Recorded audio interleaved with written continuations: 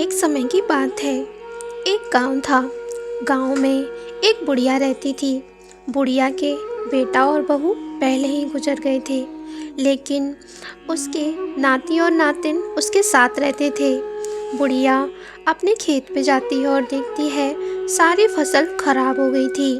तभी बुढ़िया कहती है, पिछले साल भी मैंने सेठ से उधार लिया था, लेकिन इस साल भी ये फसल खराब हो गई। अब क्या होगा। तभी बुढ़िया पिछले साल की बात सोचने लगती है, जब वो सेठ से उधार लेने गई थी। सेठ जी, कुछ पैसे उधार दे दीजिए, हमारे घर पे खाने को कुछ भी नहीं है, फसल होते ही मैं आपको वापस कर दूंगी। बुढ़िया की सारी बात सुनने के बाद सेठ कहता है, ठीक है अम्मा, पैसे तो मैं दे दूंगा, लेकिन सूद भी लूंगा। राजी हो क्या? अगर सूद दे सको तो ही पैसे दूंगा। बुढ़िया राजी हो जाती है और कहती है, हाँ हाँ सेठ जी, ज़रूर। फसल होगी तो मैं आपका सारा पैसा वापस कर दूंगी, बल्कि ब्याज तो मैं पहले ही दूंगी। जो भी आपका ब्याज बनेगा मैं सारा ब्याज आपका चुका दूंगी। तभी सेठ कहता है, तो फिर हमें कोई दिक्कत नहीं है, तुम्हें जितना पैसा चाहिए ले जा सकती हो, लेकिन याद रखना समय से पहले ही पैसा वापस करना है, भूल मत जाना। और सेठ बुढ़िया को पैसे दे देता है। बुढ़िया ये बातें अपने खेत में खड़ी सोच रही थी। फिर वो कहती है, अब क्या करूँगी, सेठ तो मेरे खेत को ही ले लेगा, क्योंकि फसल इस बार भी नहीं हुई और घर में खाने को भी अब कुछ बचा भी नहीं होगा। अब मैं और मेरे नाती पोते कैसे खाना खाएंगे।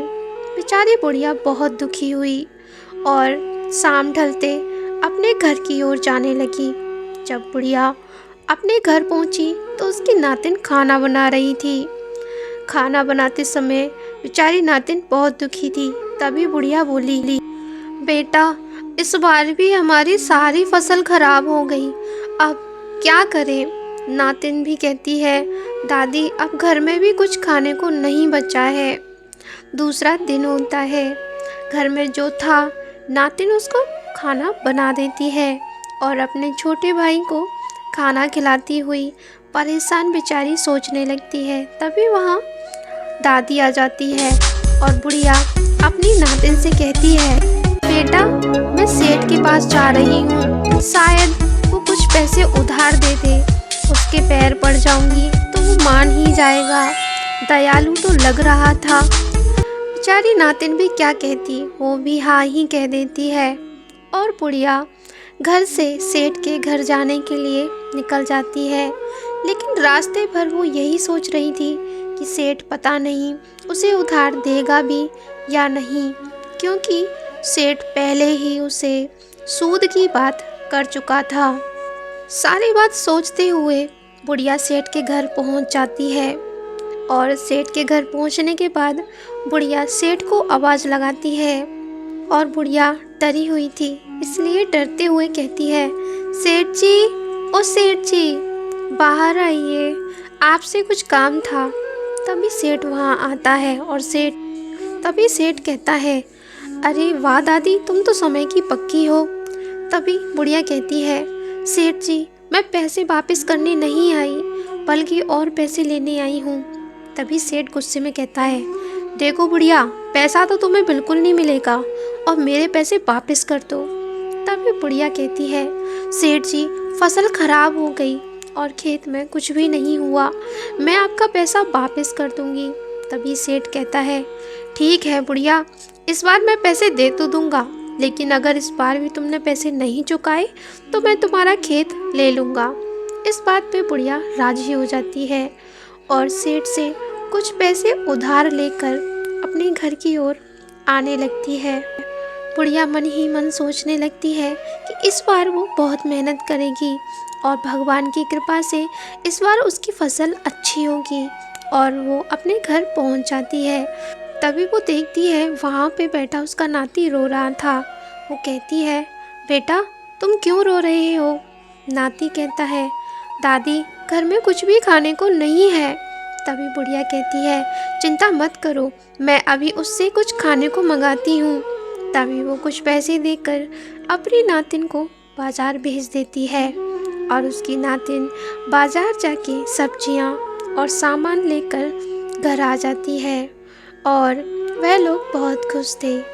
तभी उसकी नातिन घर आती है तो बुढ़िया बहुत खुश होती है और कहती है, बेटा ले आई सामान, अब जल्दी से खाना बना दो, बहुत तेज भूख लगी है। ये कहने के बाद उसकी नातिन खाना बनाने के लिए चली जाती है और उसकी नातिन खाना बनाने लगती है। खाना बनाते बनाते वह सोचती है कि इस बार हम बहुत मेहनत करेंगे। वह खाना बनाकर अपने भाई को खिला देती है, जिससे उसका भाई भी खुश था और उसके बाद वो खुद भी खाना खाती है और अपनी दादी को भी खाना खिला देती है। दूसरे दिन सुबह होते ही वह सभी लोग खेत में पहुंच जाते हैं और वह लड़की खेत में हल जोतने के लिए लग जाती है और सभी लोग बारी बारी से खेत में काम कर रहे थे, जिससे खेत में फसल अच्छी हो। वह लड़की जब थक जाती है तो उसकी बूढ़ी दादी भी खेत में काम करने लग जाती है। खेत जुत चुका था और उसमें उन्होंने बीज भी लगा दिया था। बुढ़िया खुश थी कि इस बार फसल अच्छी होगी।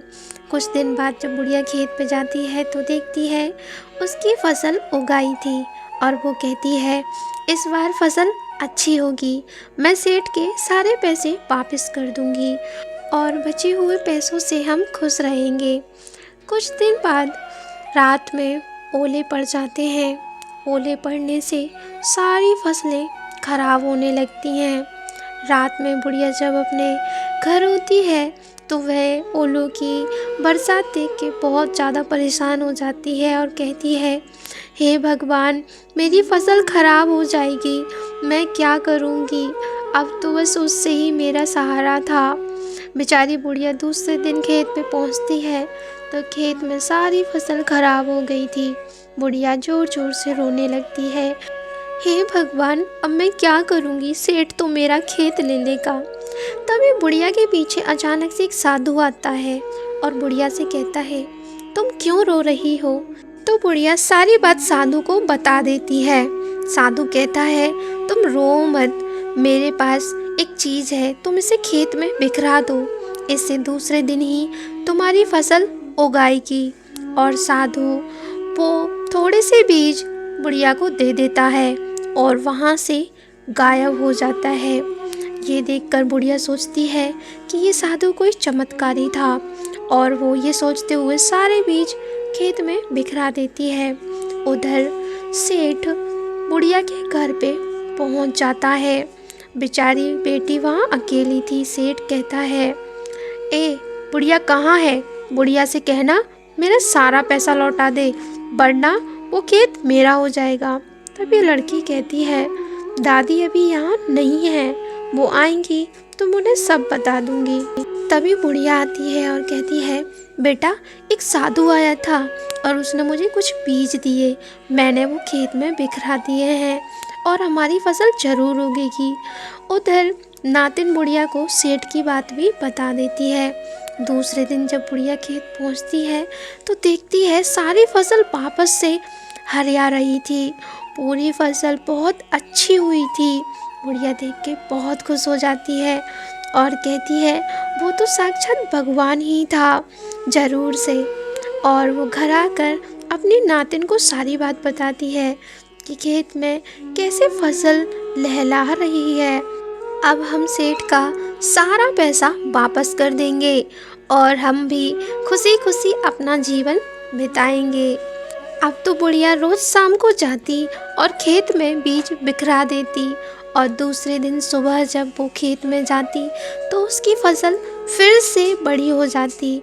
अब रोज ही रात को उसके खेत में दूसरे दिन ही फसल हो जाया करती। इससे बुढ़िया संपन्न हो चुकी थी। ये देखकर सारे गांव वाले चकित थे कि ऐसा कैसे हो रहा है, बुढ़िया के खेत में दूसरे दिन ही फसल कैसे हो जाती है।